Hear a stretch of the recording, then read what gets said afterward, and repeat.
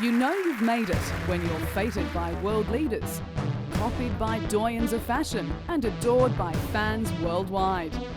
Throw in a celebrity romance, marriage and children, the drama of physical injury and astronomical earning capacity, and you'll have some understanding of the person and product that is David Beckham. And by the way, onside. He plays football as though with the wings of angels on his feet.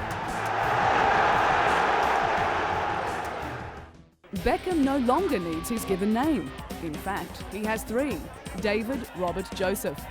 The only handle required is Beckham, and it's one of the world's most recognisable monikers.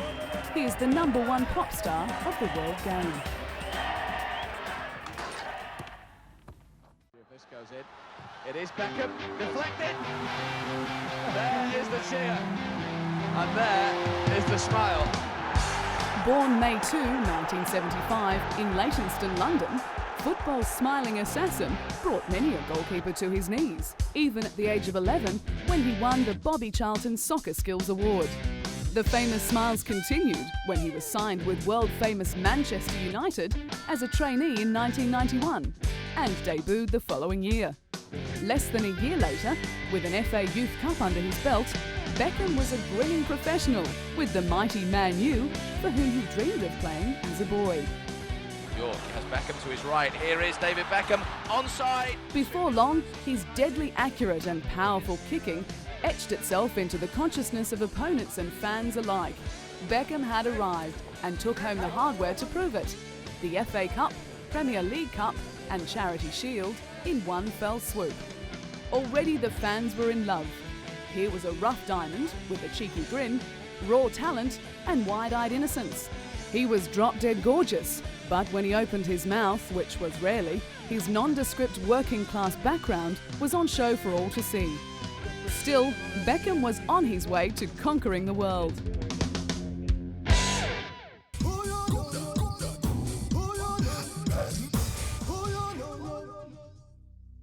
I'll tell you what I want, what I really, really want. So tell me what you want, what you really, really want. I wanna really, really, really wanna take a Beckham's teammate in real life is real pop star Victoria Nee Adams.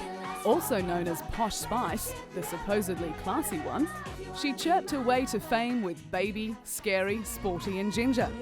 They were the feminine Fab Five of the 90s. The Spice Girls had their critics, but they had a message: catchy songs, talent as performers, and good heads for business.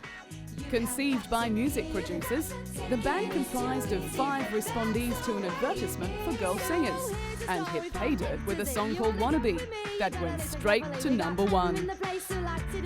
Countless hits followed, and with them, fame, record sales and endorsements worth at least 5 fortunes. The Spice Girls' girl power was a 90s brand of feel-good feminism that struck a chord with teenagers the world over.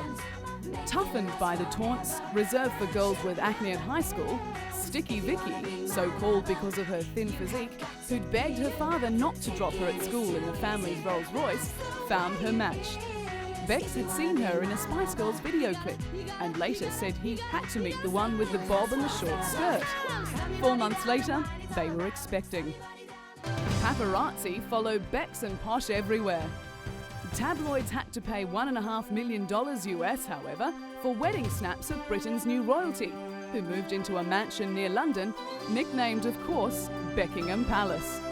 Their marriage in July 1999 followed the birth of son Brooklyn in March, with his name an interesting choice after conception in Brooklyn, New York.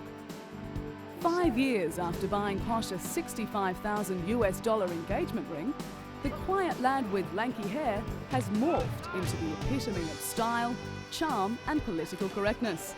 Victoria's influence has been enormous, giving him confidence in the limelight, off-field as well as on.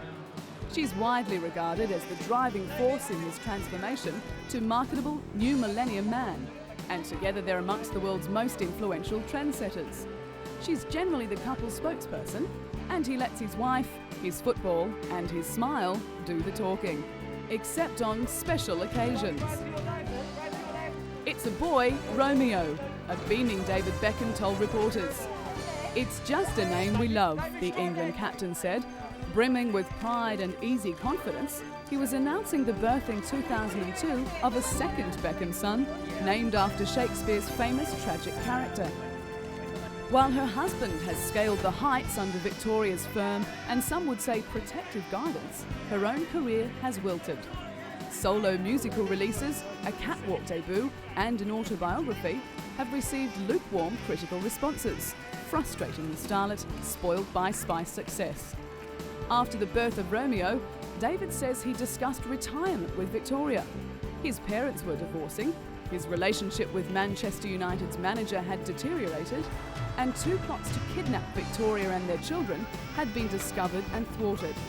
With Victoria's support, he changed his mind, recalling his love for the game and for captaining the English side. So Beckham kicked on, with the names of his sons on his boots.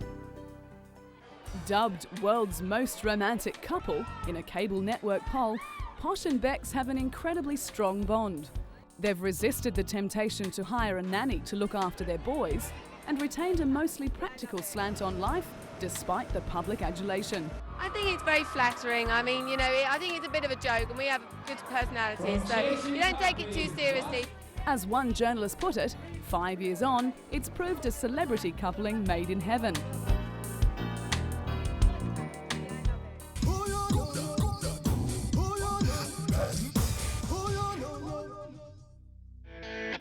But football, like public life, hasn't all been smooth sailing for David Beckham. At the 1998 World Cup in France, he was red-carded for kicking Argentinian Diego Simeone. Beckham handed the Argentinians the game on a silver platter by retaliating to fairly standard provocation. It was his first sending off as a professional and left his team a player down. England lost the game and was eliminated from the World Cup. Fans blamed Beckham, and the weight of the country came down hard. He was jeered and reviled by unforgiving fans and learnt an age-old lesson the hard way. It was something along the lines of, "Sticks and stones will break my bones, but no matter how much you're provoked, never let your side or your country down by kicking back." Almost beaten, he plugged on. The following year brought another FA Cup, UEFA's Most Valuable Player Award, first fatherhood and wedding bells. He was instrumental in guiding Man U to its greatest ever successes, a Champions League title, an Intercontinental Cup and an English League title in the same year. At the 2002 World Cup as captain of England, history gave Beckham the chance to redeem himself against old nemesis Argentina. He took the opportunity, converting a penalty that gave his side and country the victory that earned their forgiveness. The red card of 4 years before was forgotten at last. It could have easily been a different story. Just before the tournament, Beckham broke a bone in his foot. He was devastated. He was keen to prove that he'd grown up since he'd let his country down, and was also desperate to show that England could once again be a force in world football. For Beckham and the fans, it wasn't just football. If we get through the first stages of the competition, then I feel that anything can happen. You need a certain amount of luck, but the team, we've got a lot of very good players, and we can perform. National pride was at stake. Beckham had been sucked in 4 years earlier and had behaved like a selfish, petulant child. It wouldn't happen again. With the qualities of a champion, Beckham was able not only to play in the tournament, but to lead England to the quarter-finals, where they were defeated by eventual champions Brazil. Back at Man U, a rift developed between the star midfielder and manager, Sir Alex Ferguson. It culminated in an ugly incident in which Beckham was struck in the face by a boot kicked by the manager. The resultant wound required stitches, but no amount of suturing could keep the champion at Old Trafford for very much longer. Beckham's determination to be the best football player in the world gained currency in 2003 when he was sold by Man U for an extraordinary $42 million to legendary Spanish club Real Madrid. Beckham was a willing participant in the deal after confirming that he'd still be able to captain the national side despite living in Spain. Man U fans were devastated. Their golden boy was leaving the nest. I spent 13 very good years at Manchester United. I've got a lot of friends there which will carry on being friends. A lot of fans that hopefully will still watch me in the games and support me.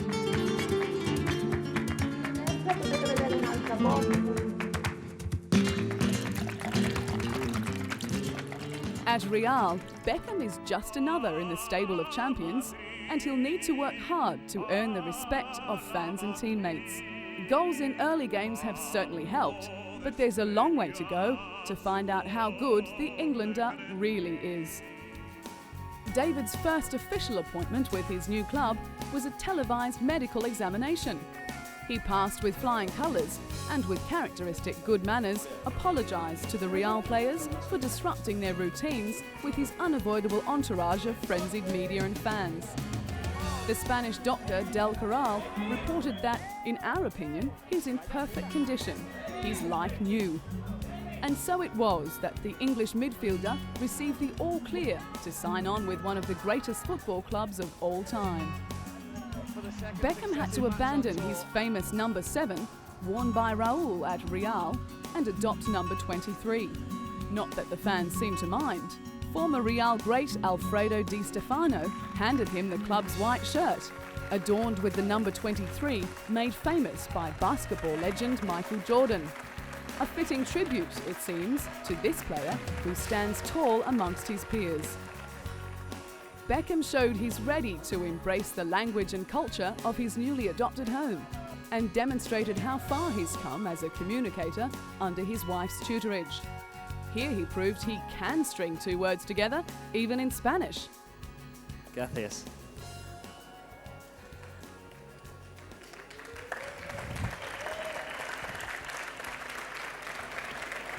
Señor Di Stefano, Señor Perez, ladies and gentlemen. I have always loved football. A mí siempre me ha gustado el fútbol. Of course, I love my family. Por supuesto, quiero a mi familia. I have a wonderful life. Y tengo una vida maravillosa.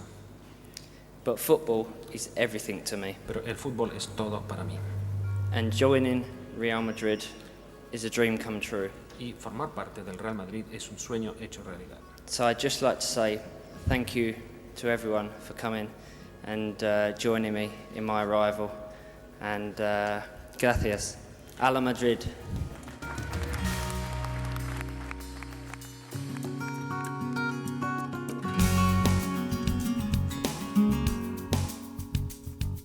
Real have won the European Cup a record 9 times and the Spanish League Championships 29 times. The club is banking on Beckham to add not only to their star-studded skill base, but to its marketing muscle, particularly in Asia. And judging by the adulation that Posh and Becks enjoy in the Far East, banking on the bankable Beckham will pay big dividends.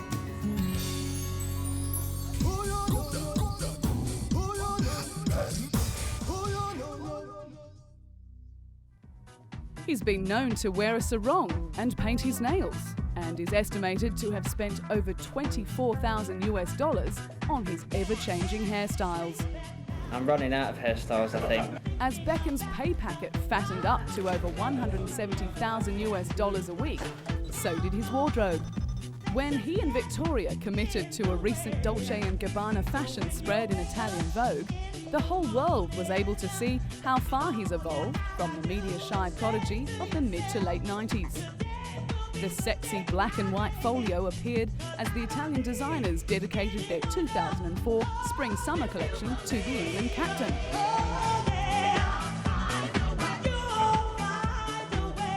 Since 1998, everything David Beckham's worn, every hairstyle he's sported, and every product he's put his name to has become massively successful.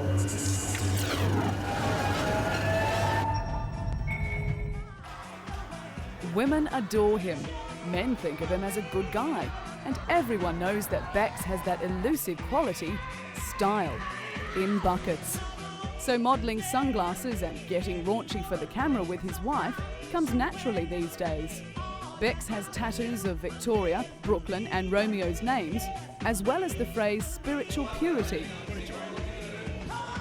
He's not your average footballer. Here is David Beckham, onside.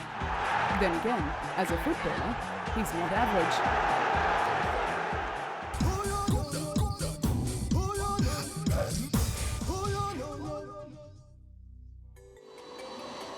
Before moving to Spain, Bex and Victoria took a 10-day tour of Asia, and their immense popularity was obvious. At home, the couple has ridden the roller coaster of public opinion, but abroad, and particularly in Asia, the Beckham star has never fallen, which is good news for Real. The Beckhams were welcomed by thousands of screaming fans. News of the move from Manchester United came just ahead of the Tour of Asia, home to millions of his most fanatical and free-spending fans. This trip was less about his football skills than his bankability as a one-man marketing industry in commercials for products as diverse as chocolates and beauty treatments. Japanese television even broadcast his arrival live. International media were excluded from a press conference organised by one of Beckham's Japanese sponsors, and fans outside momentarily thought their luck had changed when Beck's lookalike, Paul Mansley, tried to grab a piece of the action. Imitation being the greatest form of flattery, it was another pointer to the popularity of the footballer. Also flattering, a temple in Bangkok has a gold statue of Beckham among all the statues of Buddha, an indication of his almost godlike status in Asia. In a slightly seedier institution in Bangkok, one of the city's infamous massage parlours, the girls wear Beckham shirts in a bid to attract customers. Herein a paradox. Women love him because he's sexy. Men love him because he's a great footballer and working-class champion. Open. In Asia, everyone loves him, men, women and children. He's the cutest accessory in a continent that craves, creates and copies cute. Beckham is marketable big time. Meiji Almond. He seems humble, genuine, friendly and accommodating, and flattered by attention. He's eager to please, and whether that's only because it pays or not, he does it brilliantly. And thanks to sponsorship deals, product endorsements and appearances, he's amassed a fortune, reputedly worth at least $300 million US. Thousands of screaming fans packed into the Highmark football stadium in the scorching heat of Bangkok. The 28-year-old was led in by drum majorettes, performed some of his trademark tricks to rapturous applause, and within minutes was curling free kicks into the back of the net. The Beckhams had arrived in Thailand for the second leg of their tour discreetly.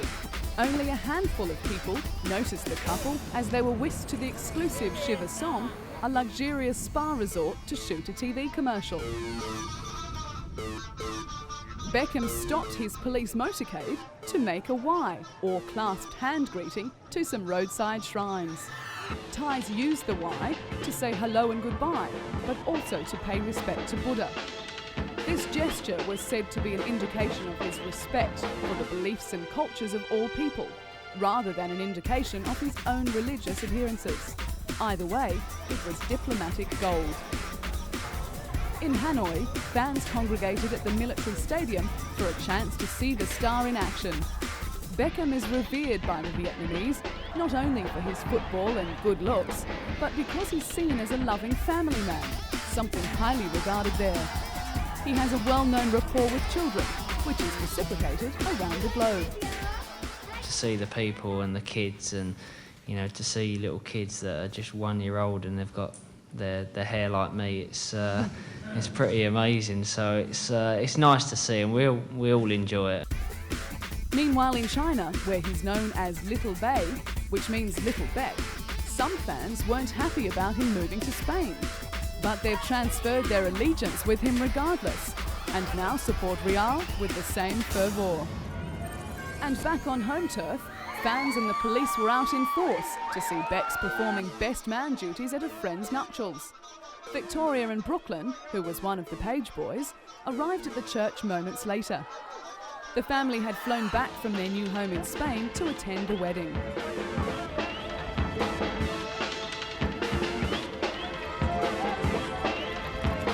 At the star-studded 2003 MTV Movie Awards in Hollywood, Victoria and David stole the show.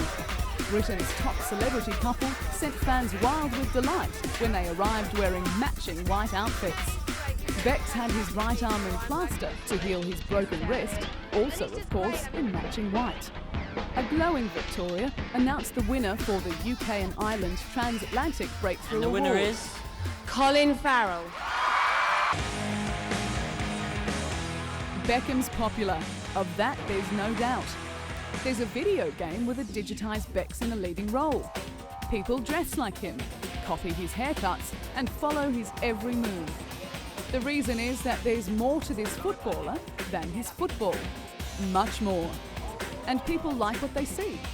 He shakes hands with royalty of the traditional kind. Popular royalty like Nelson Mandela. We've brought a shirt down, which... Oh, very good. Leaders of countries, adults and children with no more claim to fame than being fans of the player and his team. To David Beckham, of humble Leytonstone origins, it seems everyone is equal.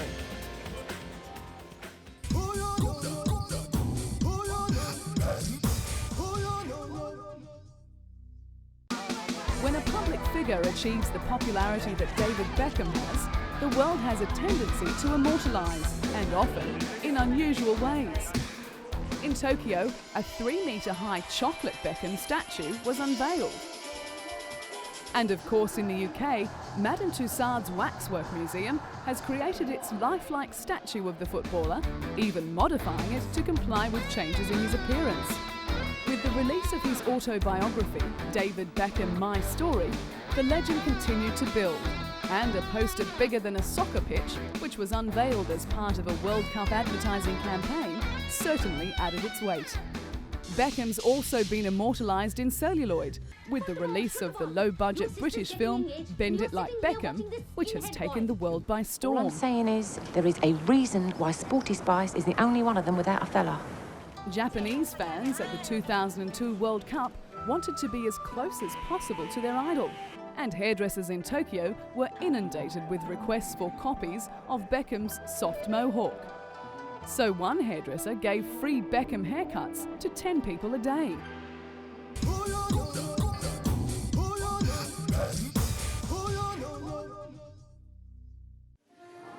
Beckham genuinely loves children, and it's mutual. He lives healthily, not attracted to the drinking and drug-taking lifestyle of many in the public limelight. This adds to his air of wide-eyed innocence, a Peter Pan-like figure at ease with his inner child. Some say he's never grown up, but maybe he's retained and nurtured his ability to relate with young people because he finds them more honest and trustworthy than many adults.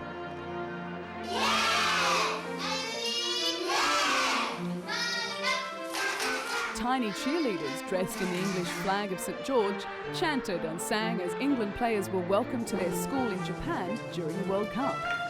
Beckham presented a signed England jersey to one lucky schoolgirl and then couldn't resist stealing a kiss. The England players waved to the children as they left, and their young fans chanted in salute to their idol. Beckham has joined world leaders like Secretary General of the United Nations Kofi Annan in making television pledges supporting children's rights as part of a UNICEF campaign. It's when he's talking about children that the humanitarian footballer's true colours are on display. I believe that children everywhere should be free to grow up in health, peace and dignity. 7-year-old Kirsty Howard is terminally ill, born with her heart back to front. Kirsty met David when she led the England team out at Old Trafford for the World Cup qualifier against Greece, and they formed a close bond. In fact, the footballer has said that Kirsty's bravery has changed his life. In that game, Beckham scored the crucial winner, and Kirsty has often said, "I love him because he has held my hand and scored a goal for me." David and Victoria have known the young achiever for nearly half of her life. At the Manchester Commonwealth Games in 2002, Bex and Kirsty presented the Jubilee baton to Queen Elizabeth II, and there wasn't a dry eye in the house as the games were opened. So the boy becomes a man. The man plays football, captains his country, marries his princess of pop, pays a lot for clothes and haircuts, curls plenty of super strikes into the net, overcomes injury, copes with constant media intrusion, works for charity, and has the respect of men, women and children around the world. It sounds too good to be true, but it's not. For the time being at least, this is the life of David Robert Joseph Beckham, Bex for short.